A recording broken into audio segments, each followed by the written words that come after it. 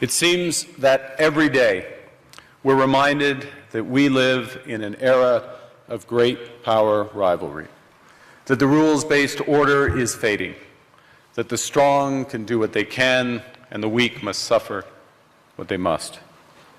And this aphorism of Thucydides is presented as inevitable, as the natural logic of international relations reasserting itself. And faced with this logic, there is a strong tendency for countries to go along to get along, to accommodate, to avoid trouble, to hope that compliance will buy safety. Well, it won't. So what are our options? In 1978, the Czech dissident Václav Havel, later president, wrote an essay called The Power of the Powerless. And in it, he asked a simple question: how did the communist system sustain itself? And his answer began with the greengrocer. Every morning, this shopkeeper places a sign in his window: "Workers of the world unite." He doesn't believe it. No one does. But he places the sign anyway to avoid trouble, to signal compliance, to get along.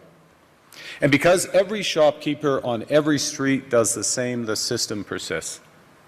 Not through violence alone, but through the participation of ordinary people in rituals they privately know to be false.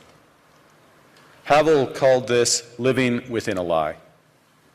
The system's power comes not from its truth, but from everyone's willingness to perform as if it were true.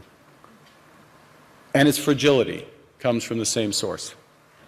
When even one person stops performing, when the greengrocer removes his sign, the illusion begins to crack.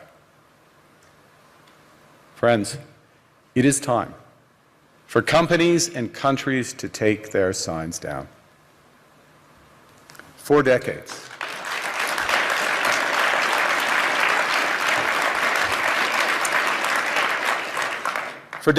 countries like Canada prospered under what we called the rules-based international order.